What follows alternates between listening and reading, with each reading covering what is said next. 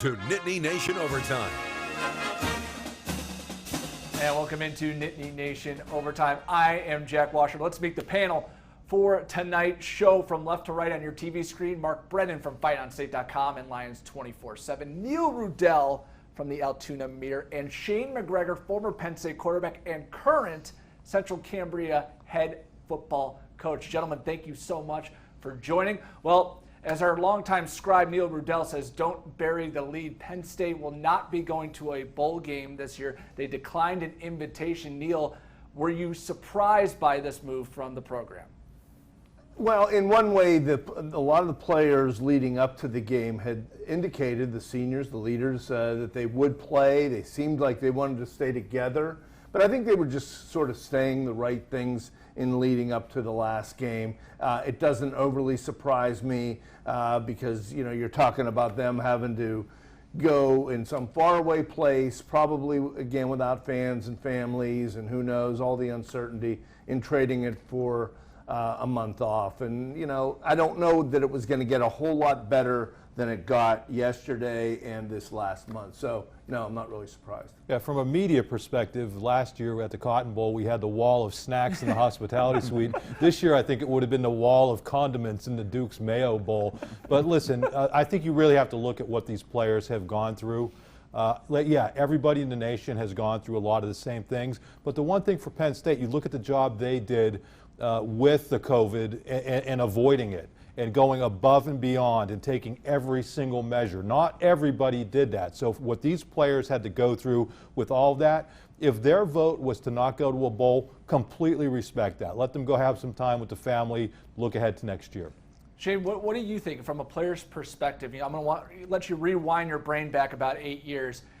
I know it was a little different. You know, you guys were dealing with sanctions and whatnot, and this is COVID, so this probably will never happen again. But what is that conversation like, you think, inside that locker room? It's definitely an interesting one. I thought that was something that you know, I really looked at with intrigue last night.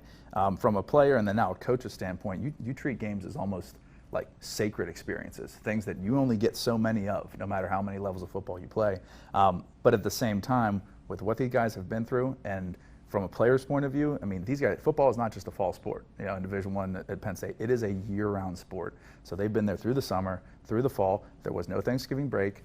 They've had this uncertainty all the way through. And then finally, honestly, sometimes you just want to go home and you want to spend some time with your family. You want to end on that high note, which they got. So seeing them finally make this decision, I could definitely see it from a player's point of view and student-athlete-wise. I think definitely it could be a good one.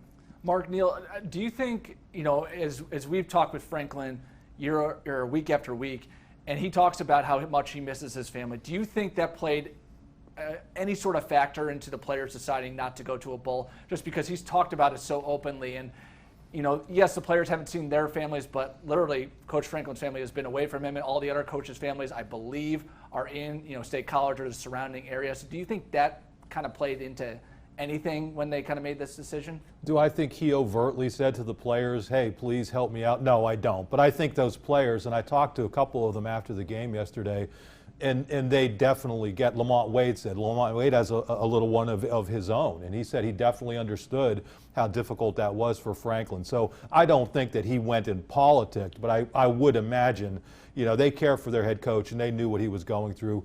And listen, he's in a difficult situation. When you have a daughter who has that sort of illness or disease, you got to do everything you can to protect her, and to be away had to be difficult. So it's good for him that he's able to get back and see them. Yeah, and then Brent Pry had mentioned that his family, since Thanksgiving, has not been there. So I think there were a lot of moving parts. I do think going forward that this is something that they're going to have to resolve. James is going to have to get this thing resolved, you know, over the off season here, because it clearly was distracting him. He admitted that early on, and so hopefully that can be really one of the off season priorities. He seemed optimistic of the support, you know, both in terms of medical and also university flexibility that he's going to need over the next few months. Yeah, to be clear, the most important thing is keeping his daughter safe. That's more important than winning football games. That's more important than anything else. Yeah, I know that people love winning football games, but when you have a kid who's dealing with a difficult situation, let's keep her safe and then worry about football games. All right, coming up next, we take a look back at the shellacking put on the Fighting Illini, plus a career day for one Penn State wide receiver. That's next.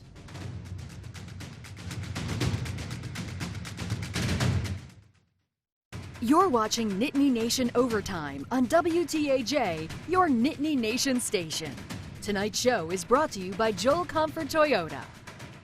Imagine yourself doing this. As a cosmetologist, you can. With the right tools and hands-on training, Greater Johnstown Career and Technology Center can have you ready in less than a year. Classes are forming now. Call or visit gjctc.org. I know this all looks very Hollywood, but guess what? This is a Nissan sales event ad. Sales event ads are usually boring. Is this boring? There's a nice little present. This Sentra has more standard safety features than that 3 Series behind me. What? Did you want a big red bow? Now's the best time to get a great deal on a Nissan. Your dining room is the special place in your home where friends and family gather. At Windy Hill Furniture, we have a unique selection of handcrafted one and only tables. Choose from reclaimed barnwood, wide plank, live edge, rare stump-based tables, and more. Limited materials and natural markings make our tables unique and beautiful. Create your lasting dining memories this season with an extraordinary table from Windy Hill Furniture. At Dean Patterson Mazda, it's a season of inspiration. We are offering 0% for 60 months on 2020 Mazda 6 models. Ask about our other offers and discounts. Come see us at Dean Patterson Mazda. Purchase any new or certified Mazda here at Dean Patterson and receive a 2-year or 24,000-mile no-cost maintenance plan exclusively here at Dean Patterson Mazda. From service to sales, you're our Patterson priority. Hi, my name's Nicole. I'm a registered nurse in the emergency department at Mount Nittany Medical Center. Please wear your mask. Do your part. Keep you and us safe.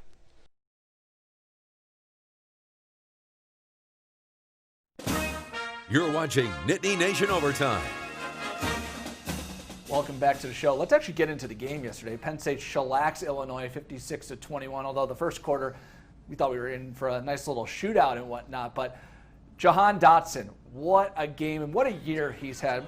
Mark, Brennan, we knew he had to take over for KJ Hamler, but I didn't see this kind of step from Dotson at all. No, I thought he was going to be good. I did not realize he was going to be this good. And I think, unfortunately for him, Penn State's struggles at the beginning of the year took a lot of the focus off of him. But this is a guy who had a dominant game against the Big Ten Defensive Back of the Year in Sean Wade against Ohio State, and somehow only ends up third team all Big Ten. That to me is kind of ridiculous. But he emerged as a leader. He emerged as a steadying force. And Shane, you may be able to address this, but it's one thing for a quarterback to be that steadying force or a running back, but for a receiver to end up doing that for a team throughout the year when they lost everybody they lost, I think that was a big thing. We had several guys that I think of as being like steadying forces from the receiving end, guys that could really be counted on. You remember how Derek Moy used to play? Yep. And it honestly reminded me a lot of the emergence of Allen Robinson. Yep. Whenever he really came into his own that one year, and no one really kind of saw it coming. But then he really stepped up and became what he became. I'm not saying Dotson's on that level quite yet, but the similarities I think definitely exist. Yeah, I thought he was terrific. The thing I liked about him and them these last couple games is they started taking more chances on special teams, unleashing his speed. They were playing so conservatively and analytically driven the first few games, and you saw with Wade yesterday busting the 100-yard. Dodson, 2 big punt returns in the last 2 weeks, and this offense needed that all year, and I think started finally getting that, and I think a lot of that was Dotson. Outside of that really first quarter, the defense really shut down Illinois, and honestly, I only count it as 14 points because Penn State turned it over inside the red zone. What are you guys' thoughts on the defense, just kind of as a whole?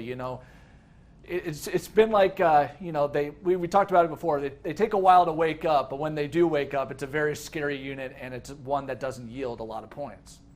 Yeah, if they didn't have these poor single quarters in these last couple of games, against Michigan State, it was the second quarter. Against Illinois, it's the first quarter. You have to give them credit for pushing the right buttons, but I would say on the other side of it, Listen, they've lost players too to illness and to injury, I'm sorry.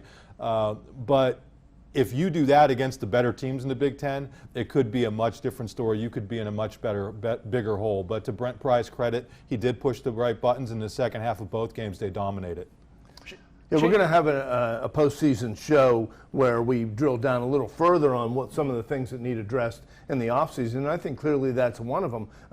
It was uneven a lot of the year. They showed flashes, a lot of young players, and I think that's the upside. There's a lot of guys that are returning that really got their feet wet. But I think that body of work, it needs more consistency. Shane, as a quarterback, what do you think of Sean Clifford's turnaround, where he comes in, he's got all this momentum, and then all of a sudden it looks like he has the yips, and he gets benched. Granted, it was only for 2.5 quarters, but nonetheless, he had that job taken away from him, gets it back, and really had a great rest of 2020 and whatnot. What goes into a quarterback's psyche when you get benched like that, and what did you see kind of in the second half of the season that allowed him to have this success? I mean, coming from a kind of a sympathetic point of view as far as Clifford goes, when you're the quarterback of a team, you are the linchpin, you are the main flashpoint for a lot of stuff that's going on. You don't play quarterback in a vacuum.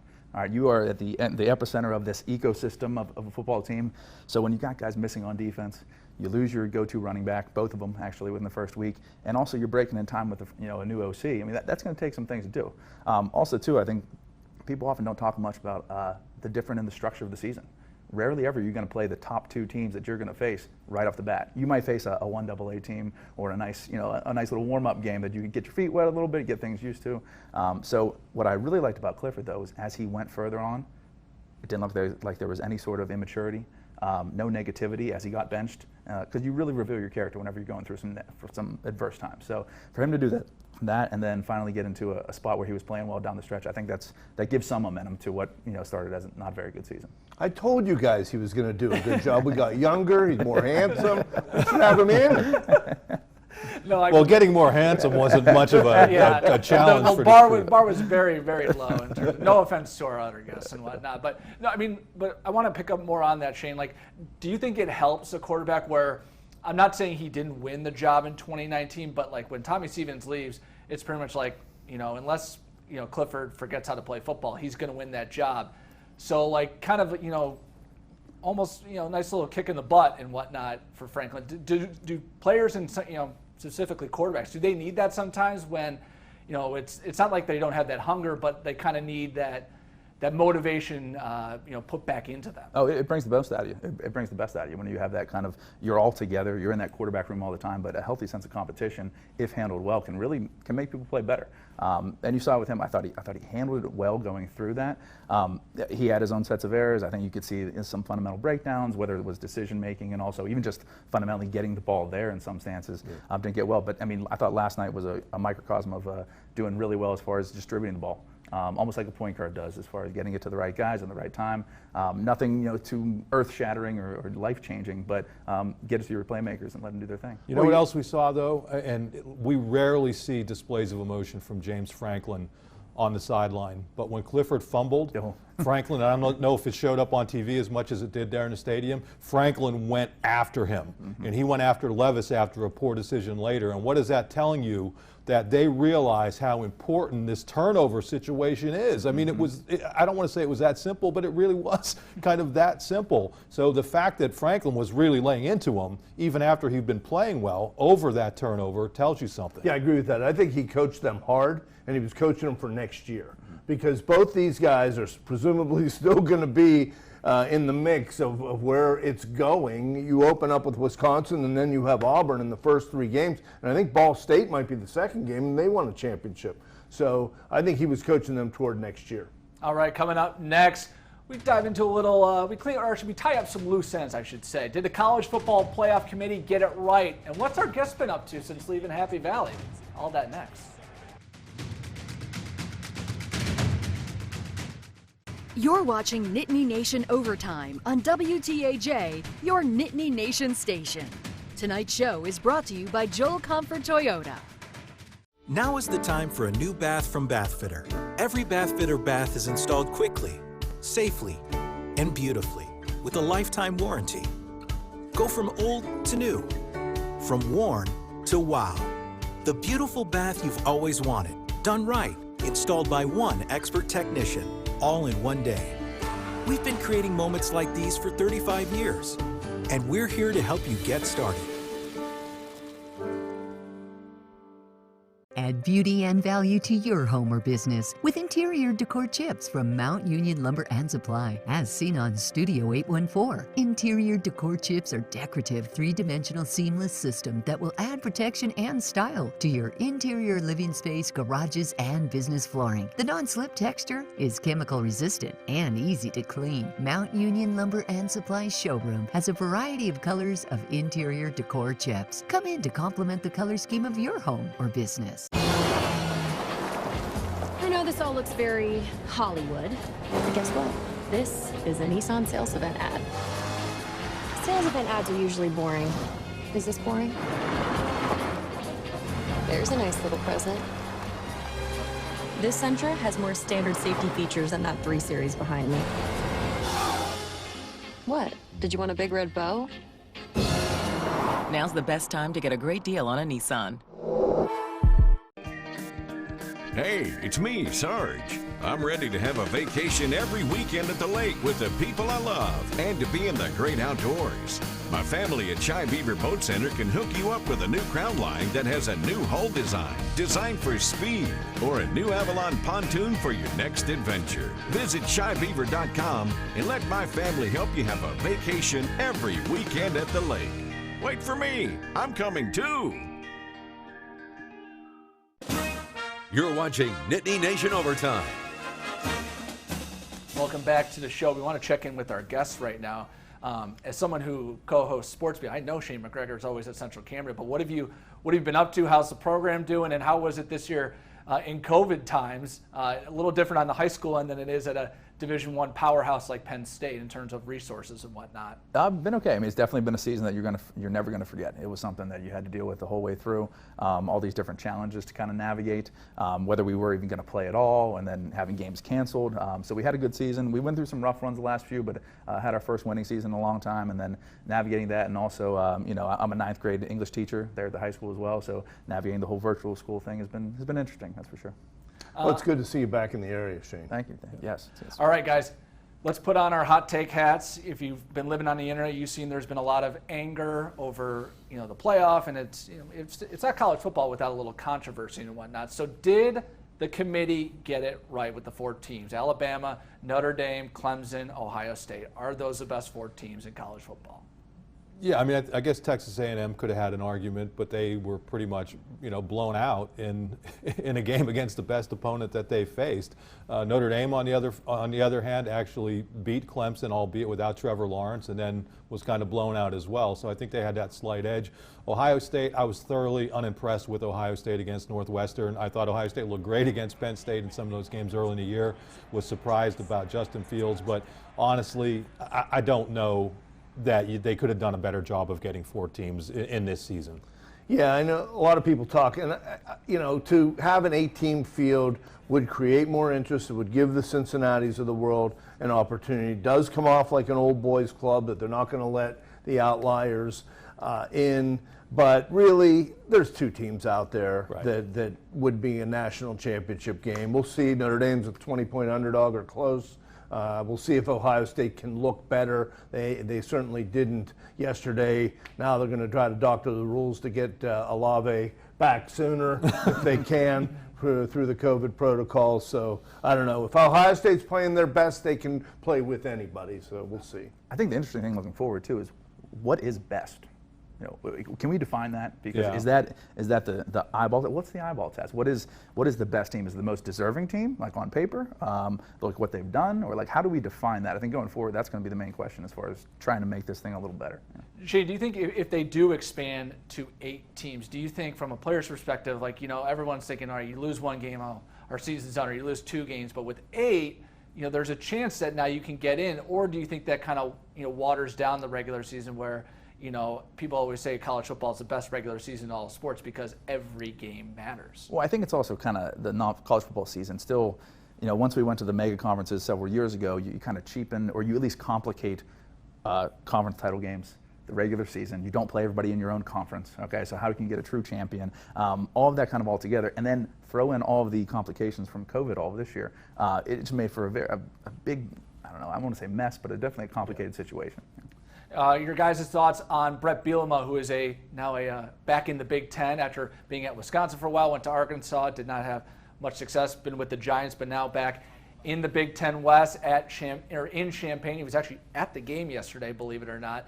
Neil, your initial thoughts on Bielma? Well, I thought they should have waited a week on Lovey, just to give him the dignity of ending the season. But and I think Bielma still would have been there, but I think he's a good hire. He had a lot of success at Wisconsin. He's got Big Ten experience. He's an Illinois native. He's a rock'em sock'em type of guy, and I think Illinois got better with its hiring. They couldn't wait a week on Lovey because signing day was last Wednesday, and if you sign all those kids and then fire your coach 5 days later, that, to me, that doesn't work. I know I look at things from a recruiting perspective. And speaking of which, I'm anxious to see how Bielema is able to recruit at Illinois. I think that there's a big difference between recruiting at Wisconsin, which, as crazy as it may sound, I think when you have that set traditional program, much easier to recruit there than at Illinois.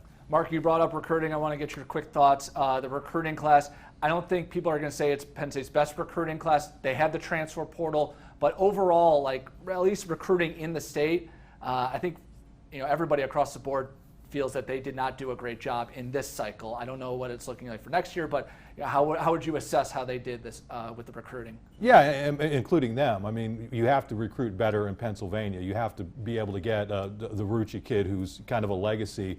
Yeah. You have to be able to get the kid from Gateway. But what I will say about them is that they had no decommitments from last March through their signing class. So for that to happen after an 0-5 start, listen, not a great class, but we have at 24/7 ranked number 21, a good class. It wasn't a big numbers year for them. To not lose anybody, I think was a positive.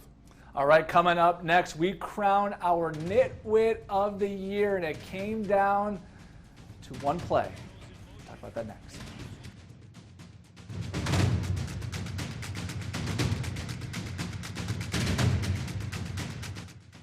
You're watching Nittany Nation Overtime on WTAJ, your Nittany Nation station.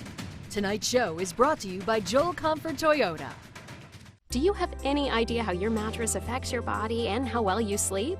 Is it too hard or too soft, causing you to wake up with sore shoulders, back, or hips? Are you uncomfortable because you're too hot or too cold? Now you can get the total body support you need and the better sleep you want with the new MyPillow mattress topper. Hello, I'm Mike Lindell. When I invented my new MyPillow mattress topper, I made it to have everything you'd ever want in a topper. My mattress topper helps give you the support you need, helps relieve your pressure points, and regulates your body temperature for you as an individual. It comes with a 10-year warranty. You can wash and dry the cover. It's made in the USA, and I back it with my 60-day money-back guarantee. Call or go online now to take advantage of Mike's Christmas special. Use the promo code and Mike will give you 30% off and 2 standard MyPillows absolutely free. And he'll extend his 60-day money-back guarantee through March 1st, 2021. MyPillow topper delivers on its promise to give me a better night's sleep. I can sleep all night through, and it's a miracle for me. Mike's exclusive 3-layer design starts with a layer of MyPillow foam, providing you superior support and comfort. The second layer of transitional foam evenly distributes body weight and helps relieve uncomfortable pressure points for optimal comfort. Mike's ultra soft outer layer is a patented temperature-regulating cover that helps keep you at your ideal sleeping temperature all night long. Unlike other sleep systems costing thousands, the MyPillow mattress topper takes comfort to a whole new level without wires, remotes, or moving parts. Call or go online now to take advantage of Mike's Christmas special. Use the promo code and Mike will give you 30% off and 2 standard MyPillows absolutely free. And he'll extend his 60-day money-back guarantee through March 1st, 2021. And don't forget to get your MyPillow gift card for the best Christmas gift ever. I personally guarantee it's going to change your bed into the most comfortable bed you'll ever own. Order now. You're watching Nittany Nation Overtime. And welcome back. Let's wrap things up. And since Penn State won't be playing in a bowl game this year, our Nitwit of the Year standings are now final. And believe it or not, the guest gets the W, not the deflated ball. Sorry, Mark, you do not get the win. Neil and I in the cellar just Yeah, dealing those with darn players. One guest was representing me, I'll have you know, Tyler True. Donahue. That's very true. Lions 247. What do you say? The neighborhood of the year standings are they're under protest. No, I'm not protesting. We're good giving it to the guests. Congratulations to all our guests. Yes, but yeah, Shane, you actually get to accept the award even though you did not. It's hard to accept. You Yes. did. So we are going to wrap up the show next week. We'll do a nice season in review on Sunday, December 27th and whatnot. But your guys' kind of just final thoughts on, the season. Not like I said, we're going to have that wrap up. But like just quick thoughts on what we saw. 4-5 Penn State. They end the season with 4 straight wins. 30 seconds each. Mark, we'll start with you. Yeah, I think they have a lot to be proud of. Obviously, a difficult start. Nothing to be happy about with that, but that the team stayed together, that the coaches stayed together, that everybody they handled the COVID thing right. I think all those things, that's not what Penn State fans expect overall, but to come out of that season with momentum heading into next year, I think is a positive. Yeah, I agree. I think they showed a lot of leadership and character. I do want to throw in that Pat Freiermuth declared for the NFL today. So we'll see how that shakes out this week. But that was something that I think was expected. Hey, to end of the season with 4 in a row, I think they'll carry some good feeling into the offseason, almost as if they went and won a bowl game.